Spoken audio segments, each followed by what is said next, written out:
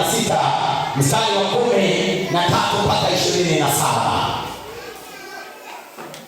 Yesu alipofika mahala katikati ya huduma yake, kabidi afanye tathmini moja katikati ya halaiki za watu.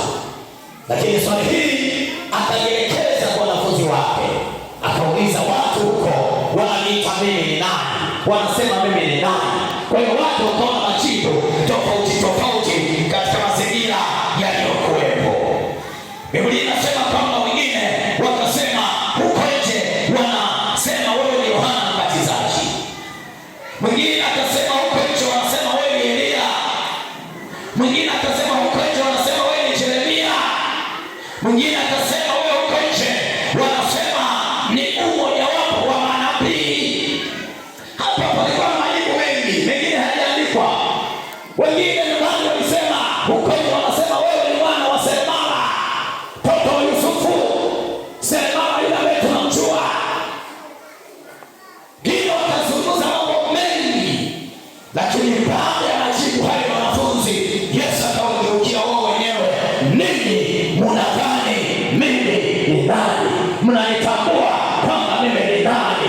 Jamani, Bwana Yesu asifiwe. Hapa ndipo nilipokuwa nimeanza kwamba Yesu Kristo ni nani kwako. Haleluya. Na nikasema msingi mkuu wa kanisa ni Yesu mwenyewe. Wakorintho wa kwanza sura ya 3 mstari wa 11 mpaka 23.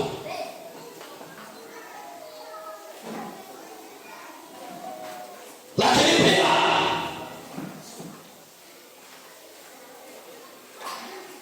nikasema kama ni maswala ya aina yoyote kwenye maisha yako, lazima uwe na swali hili kubwa ambalo lina majibu kwako mwenyewe, kwa sababu swala hili lina mtu binafsi, kama Yesu Kristo ni nani kwa maisha yako? Yesu ni nani kwako? Najua tusitazame Yesu katika mazingira mepesi mepesi, tusitazame Yesu katika njia mepesi mepesi. Yesu hayuko hivyo. Lazima tumtambue Yesu katika uzito wake, tumtambue Yesu katika nguvu yake na mamlaka yake kiujumla katika maisha ya mtu binafsi, kwamba Yesu ni nani kwenye maisha yako.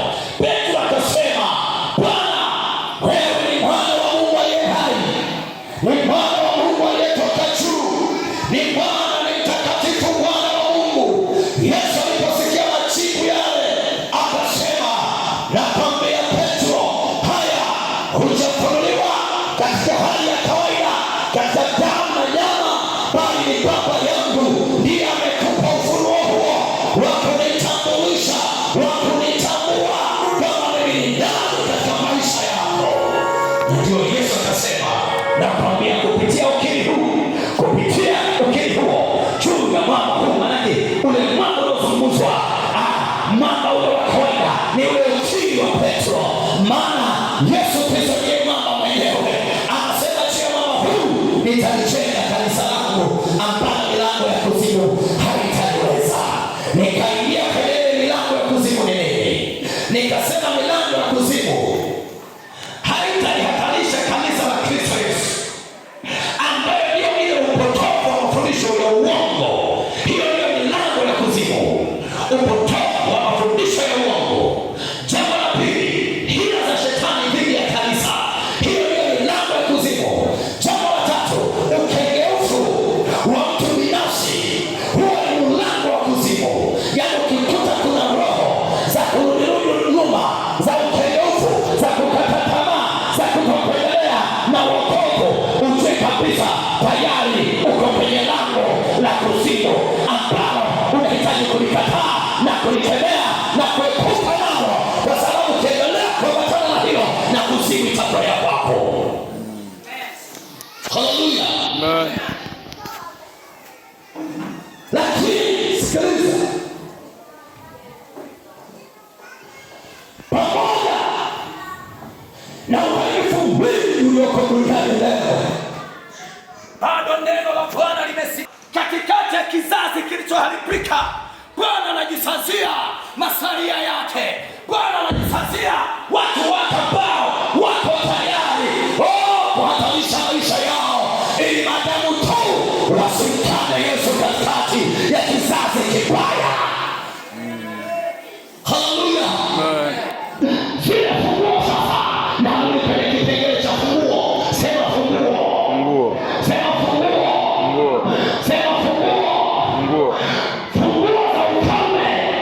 zinawakilisha mamlaka ya Mungu,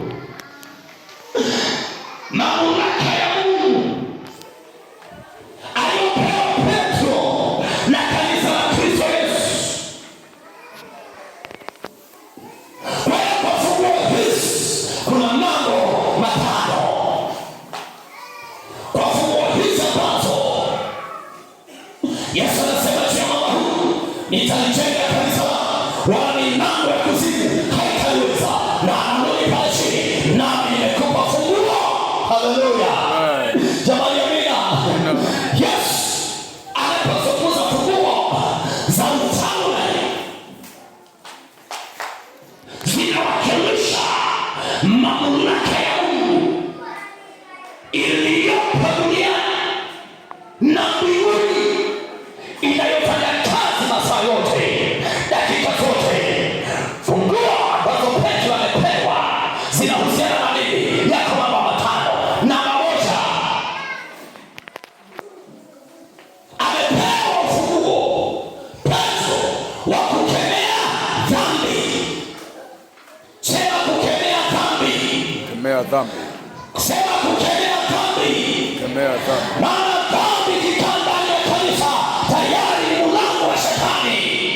Unaochezea kanisa ni mlango wa shetani ambao uko tayari kuharibu ya mtu, maisha yake binafsi. Tunapozungumza kanisa, tunazungumza maisha ya mtu binafsi, eklesia.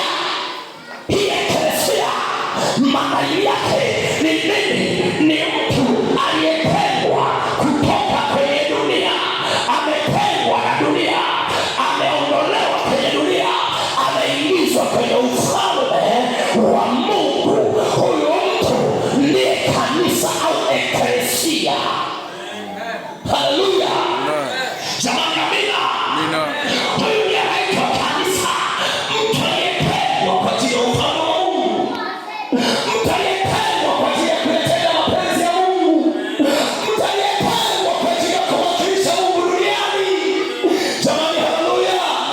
Ndio maana Biblia inasema sisi ni mawakili wa siri za Mungu, na mtu na tuhesabu hivyo. Kwa hiyo mtu ambaye amekwisha kutengwa kutoka kwenye dunia, kutoka kwenye dhambi, kutoka kwenye uovu, anatakiwa kuwa na sura ya Kristo kwenye maisha yake. Sikiliza, sura ya Kristo iwe hapo. Watu wanapokuona wewe wamwone Yesu Kristo. Watu wanapokuona wewe keleka wako wamwone Yesu Kristo. Wanapokuona kazini kwako wamwone Yesu Kristo. Wanapokuona kwenye mitaa wamwone Yesu Kristo. Wanapokuona kwenye biashara wamwone Yesu Kristo. Wanapokuona kwenye shule wamwone Yesu Kristo. Wanapokuona chuoni wamwone Yesu Kristo. Wanapokuona kwenye ndoa yako wamwone Yesu Kristo. Wanapokuona mahali popote wamwone Yesu Kristo. Acha kumdhalilisha Yesu. Haleluya, jamani, amina. Hayo ufunguo wa kwanza aliopewa Petro unahusiana na ile mamlaka ya Mungu, ni kukemea dhambi. Mathayo 18 mstari wa 15 mpaka wa 18. Tunapofika mahali tunakemea uovu, maana yake ni nini? Ni ule ufunguo tuliokabidhiwa, ni ile mamlaka tuliokabidhiwa kwamba dhambi isikae katikati ya kanisa, dhambi isitajwe katikati yetu. Ndio maana Biblia inasema dhambi tunatakiwa kuikimbia, dhambi tunatakiwa kuikimbia, sio kuichekelea. Tunatakiwa tujitenge na dhambi kama ambavyo Yesu Kristo ametutenga na ulimwengu, alafu ametuleta kwenye ufalme wake ili tufanane naye. Tukishafanana naye manake nini? Tuwakilishe duniani, na ile mamlaka yake tuiwakilishe duniani. Sijui kama unanielewa. Na kama kuna mchungaji yeyote na mhubiri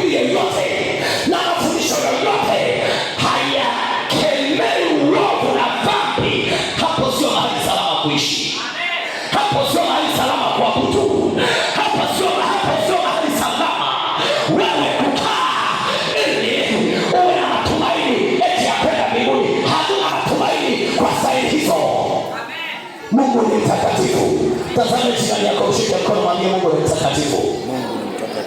Mwambie Mungu ni mtakatifu. Na ndiye amesema mtakuwa watakatifu kwa kuamini Bwana Mungu wewe ni mtakatifu. Mungu hana shirika na dhambi. Dhambi inamtenga mwanadamu na uso wa Mungu. Dhambi ndiyo ilimfanya Adamu na Eva wafukuzwe kwenye bustani ya Edeni kwa sababu ya uovu. Dhambi inamtenganisha mwanadamu na Mungu. Dhambi inamtenga mwanadamu na Mungu.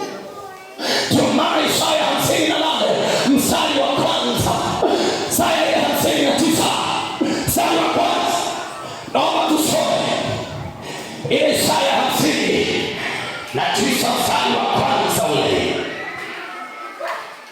Twende pale Isaya tuone maandiko yanasemaje. 59 anasema, tazama mkono wa Bwana haukupungua hata siweze kuokoa, wala sikio lake sio zito hata isiweze kusikia. Bwana amekuwa na sisi kwa mwendo wa siku 85 katika maombi haya. Sikio la Bwana halikuwa zito, sikio la Bwana halikuwa zito, sikio la Bwana halikuwa zito, sikio la Jehova halikuwa zito.